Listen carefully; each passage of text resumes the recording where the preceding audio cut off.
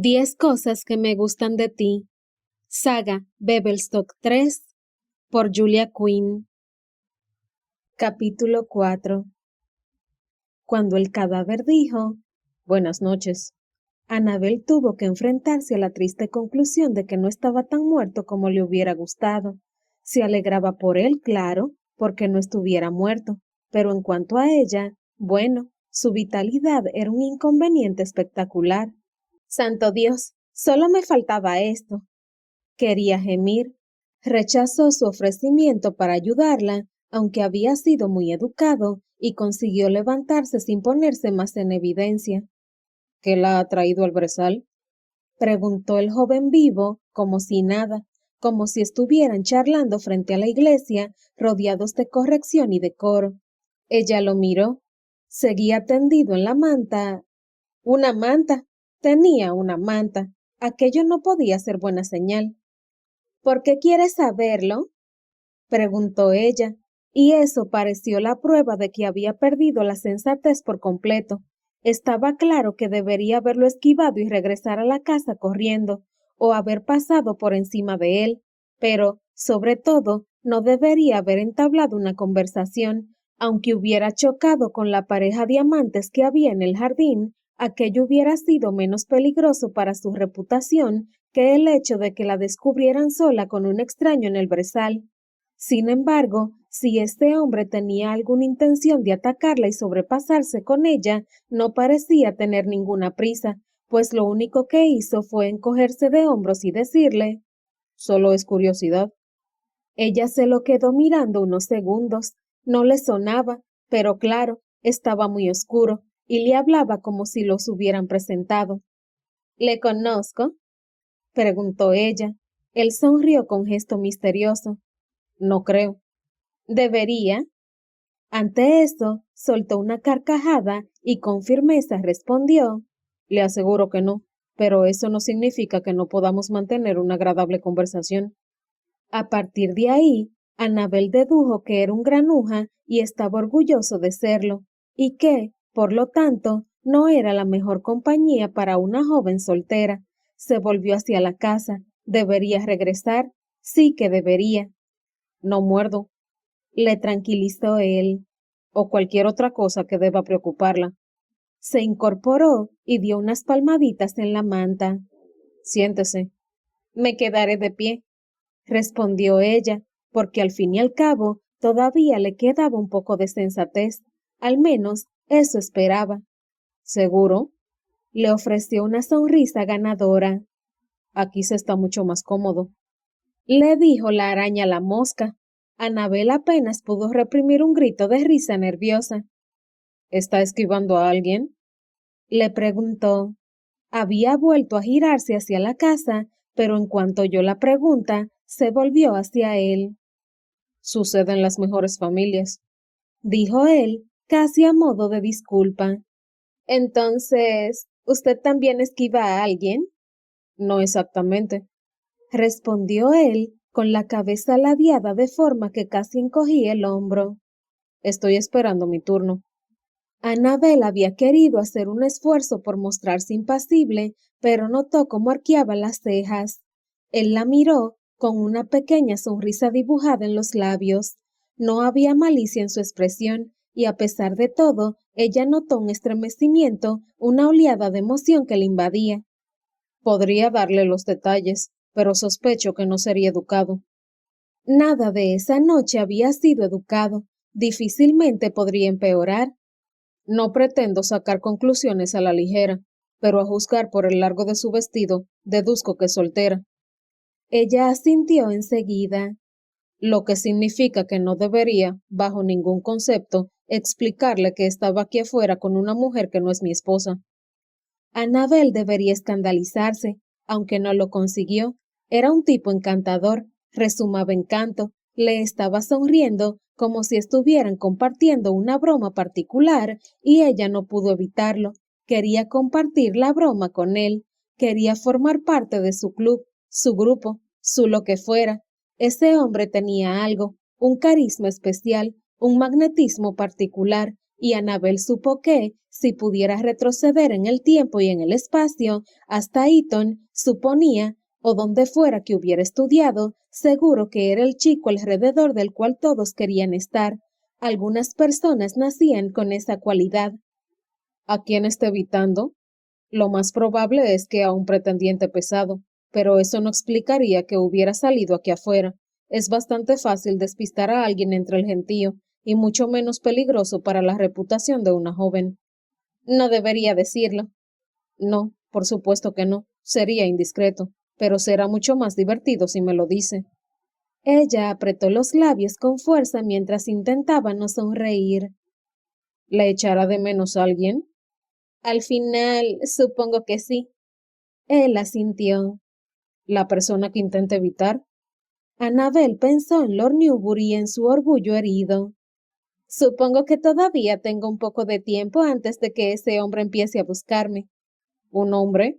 Vaya, la trama se pone interesante. ¿La trama? Respondió ella con una mueca. Me parece que no ha sido la mejor elección. Es un libro que no le gustaría a nadie, créame. Él chasqueó la lengua y volvió a dar unas palmaditas en la manta. Siéntese. Ofende todos mis principios caballerescos que usted esté de pie mientras yo estoy tendido. Ella intentó imitar un tono de superioridad lo mejor que pudo. Quizá debería levantarse usted. Uy, no, no podría. Si lo hiciera, todo sería demasiado formal. ¿No lo cree? Teniendo en cuenta que no nos hemos presentado, quizás lo lógico sería la formalidad. Para nada. Lo ha entendido mal. Entonces, ¿debería presentarme? No, por favor, dijo con un tono ligeramente dramático. Por favor, no me diga su nombre. Si lo hace, seguramente despertará mi conciencia y es lo último que queremos. Ah, ¿tiene conciencia? Por desgracia, sí. Aquello era un alivio. No iba a esconderla entre la oscuridad ni abusar de ella como Lord Newbury. Sin embargo, debería regresar a la fiesta. Con o sin conciencia, no era el tipo de hombre con quien una joven soltera debería estar a solas. De eso estaba segura. Y volvió a pensar en Lord Newbury, que era el tipo de hombre con quien se suponía que tenía que estar. Se sentó en la manta. Una elección excelente, dijo él mientras aplaudía. Solo será por un momento. Por supuesto. No es por usted, respondió ella con cierto descaro, pero no quería que pensara que se quedaba por él. ¿Ah, no? Por ahí, dijo ella, señalando hacia el jardín lateral con un movimiento de la muñeca. Hay un hombre y una mujer, disfrutando de la compañía mutua. Exacto. Y no puede volver a la fiesta. Preferiría no interrumpir. Él la miró, apiadándose de ella. Extraño. Mucho. Él frunció el ceño mientras pensaba, aunque creo que sería más extraño si fueran dos hombres. Annabel contuvo la respiración, aunque en realidad no estaba tan indignada como debería. Le gustaba demasiado estar cerca de él y participar de sus comentarios.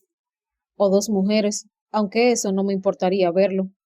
Ella se volvió para esconder que se había sonrojado, pero luego se sintió estúpida porque estaba tan oscuro que, de cualquier forma, tampoco hubiera visto nada. O quizás sí. Parecía de esos hombres que sabían cuando una mujer se sonrojaba por el aroma del viento o por la alineación de las estrellas. Era un hombre que conocía a las mujeres. Imagino que no habrá podido verlos bien, ¿no? A nuestros amigos amantes. Annabel meneó la cabeza. Estaba más preocupada por esconderme. Claro, muy noble de su parte, aunque es una lástima. Si los conociera, quizás supiera si iban a tardar mucho o poco. ¿De veras? No todos los hombres se crearon igual, ¿sabe? Sospecho que no debería indagar en esa afirmación. Si es sensata, no. Él volvió a sonreírle y por todos los santos la dejó sin aliento. Quienquiera que fuera ese hombre, los dioses de la odontología lo habían visitado muchas veces. Tenía unos dientes blancos y perfectos y una sonrisa amplia y contagiosa. Era muy injusto. Ella tenía los dientes de abajo amontonados, igual que sus hermanos. Una vez, un cirujano le había dicho que podía arreglárselos, pero cuando lo vio venir con un par de alicates, Anabel salió corriendo. Este hombre, en cambio, tenía una sonrisa que le subía hasta los ojos, le iluminaba la cara y toda la habitación, aunque era una estupidez, porque estaban al aire libre y estaba oscuro. Sin embargo, Anabel habría jurado que el aire que los rodeaba había empezado a brillar. Eso, o se había servido ponche del cuenco incorrecto. Había uno para las jóvenes y otro para el resto de los invitados, y ella estaba segura de que, o al menos bastante segura, lo había cogido del de la derecha. Luisa le había dicho que era el de la derecha, ¿verdad? Bueno, como mucho, era uno de los dos. ¿Conoce a todo el mundo? Le preguntó, porque en realidad ella tenía que conocerlos. Además, él había sacado el tema. Él arqueó las cejas porque no entendía nada. ¿Cómo dice? Me ha pedido una descripción de la pareja. ¿Conoce a todo el mundo o solo a los que se comportan con falta de decoro? Él soltó una carcajada. No, no conozco a todo el mundo, pero por desgracia, y es una desgracia mayor que la existencia de mi conciencia, sí a casi todo el mundo. Annabel repasó mentalmente a varias de las personas que había conocido en las últimas semanas y le ofreció una irónica sonrisa. Entiendo por qué les resulta tan desalentador. Una dama inteligente y con buen gusto, mis preferidas. Estaba flirteando con ella. Annabel intentó contener el escalofrío de emoción que le recorría la piel. Ese hombre era realmente apuesto. Tenía el pelo oscuro, seguramente entre el nogal y el chocolate, y lo llevaba limpio y despeinado de aquella forma que todos los hombres se pasaban horas intentando imitar. Y su cara era... bueno, Annabel no era artista y nunca había aprendido a describir una cara, pero esta era irregular y perfecta al mismo tiempo. Me alegra mucho de que tenga conciencia, susurró. Él la miró y se acercó más a ella con una sonrisa cargada de diversión. ¿Qué ha dicho? Ella se sonrojó y esta vez sabía que él podía verlo. ¿Qué se suponía que tenía que decir ahora? Me alegro mucho de que tenga conciencia porque si decidiera besarme creo que lo dejaría. Era todo lo que Lord Newbury no era: joven, atractivo y astuto, un poco gallardo y muy peligroso. Era la clase de caballero que las jóvenes juraban evitar, pero con quien soñaban en secreto, y, durante los siguientes instantes, lo tenía solo para ella. Solo unos minutos más, se daba solo unos minutos más, solo eso. Él debió de darse cuenta de que ella no iba a decirle qué había dicho, así que preguntó, otra vez, como si aquello fuera una conversación en un marco convencional. ¿Es su primera temporada? Sí. ¿Y se lo está pasando bien? Eso depende de cuando me haga la pregunta. Él sonrió con ironía. Una verdad irrefutable. ¿Se lo está pasando bien ahora? El corazón de Annabel dio un vuelco. Mucho, respondió, y no acababa de creerse lo firme que había sonado su voz. Debía estar aprendiendo el arte de fingir en las conversaciones que tanto abundaba en la ciudad. Me complació oírlo. Se inclinó un poco más hacia ella y la dio la cabeza en un gesto que casi denotaba desaprobación hacia él mismo. Me enorgullezco de ser un buen anfitrión. Annabel deslizó la mirada hasta la manta y luego lo miró con reservas. Él la miró con calidez. Uno siempre debe ser un buen anfitrión, por humilde que sea el domicilio. Seguro que no intenta decirme que vive aquí, en el brezal de Hampstead. No, por Dios, me gustan demasiado las comodidades modernas, pero por un par de días sería divertido, ¿no le parece? No sé por qué, pero creo que toda la novedad desaparecería con el amanecer. No, respondió él, pensando en voz alta. Adquirió un gesto ausente y dijo, quizás un poco después, sí, pero no con la primera luz de la mañana. Ella quería preguntarle a qué se refería, pero no sabía cómo hacerlo. Parecía tan ensimismado en sus pensamientos que casi era de mala educación interrumpirlo, de modo que esperó y lo observó con curiosidad, aunque sabía que si se volvía hacia ella, vería la pregunta en sus ojos. Él no se volvió, pero, al cabo de un minuto dijo, por la mañana es distinta. La luz es más plana, más roja. Se aferra a la neblina del aire, casi como si quisiera escalarla desde abajo. Todo es nuevo, dijo él con suavidad. Todo. Anabel contuvo la respiración. Parecía muy melancólico. Ella tuvo ganas de quedarse justo donde estaba, a su lado, en la manta, hasta que el sol empezara a aparecer por el horizonte. Le hacía tener ganas de ver el brezal al amanecer. Le hacía tener ganas de verlo a él al amanecer. Me gustaría bañarme en ella, en la luz de la mañana y nada más. Debería haberse escandalizado, pero Anabel presentía que no hablaba con ella. Durante la conversación se había burlado y le había tomado el pelo, y había comprobado hasta dónde podía llegar antes de que ella se asustara y saliera corriendo. Pero esto era quizá lo más sugerente que le había dicho, y sin embargo, ella lo sabía.